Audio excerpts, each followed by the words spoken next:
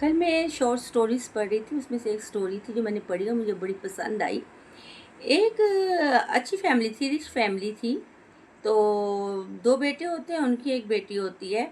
तो उनके फ़ादर की डेथ हो जाती है, अचानक से अटैक आता है, उसकी डेथ हो जाती है।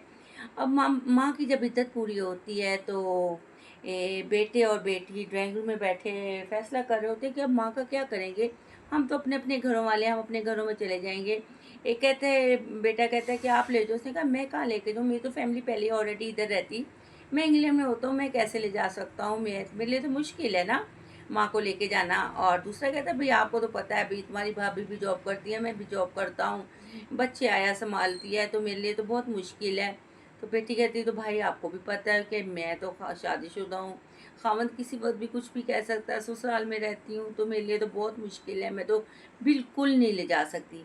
तो माँ जो होती है खामोशी से ये सारी बातें दूसरे कमरे में आवाज़ें आ रही होती हैं, वो सुन रही होती है।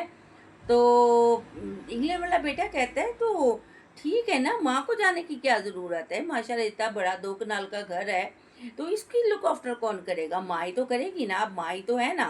पीछे तो माँ इसको सँभालेगी भी, देखेगी भी और मेरे बच्चे भी हैं, वो उनको भी देखेगी और मार्केट भी उनके साथ चली जाया करेगी। चलो उसकी चहलकदमी भी हो जाएगी, सौदा-सल्फ भी आ जाया करेगा और कभी-कभी मेरी बेगम भी सैर के लिए मेरे पास आएगी, तो पीछे बच्चों को किसने सँभालना है? चलो ठीक है ना, माँ है ना, माँ सँभाल लेगी। वो अंदर से टूटती गई कि मैं अकेली रह गई। इसका ये मतलब है कि मैं इनकी आया बन गई। मैं लुक आफ्टर करने के लिए रह गई इनके घर को। ये घर मैं भी मर जाऊँगी, मेरा तो नहीं इन तीनों का ही है।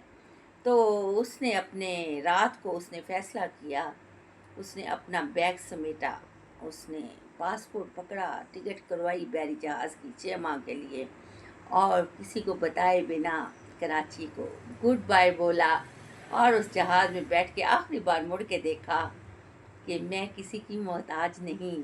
मेरा ख़ावंद इतना छोड़ गया है कि मैं सारी दुनिया घूम सकती हूँ। लिहाज़ा किसी को कुछ पता नहीं कि वो कहाँ गई, कहाँ से आई, कहाँ से गई।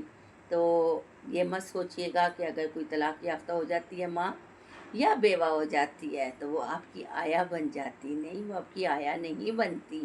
वो आपकी बेगमात की बातें नहीं सुनने के लिए रहेगी। वो आपकी बातें सुनने के लिए नहीं रहेगी। वो आपके सौदा सल्फ लेने के लिए नहीं रहेगी।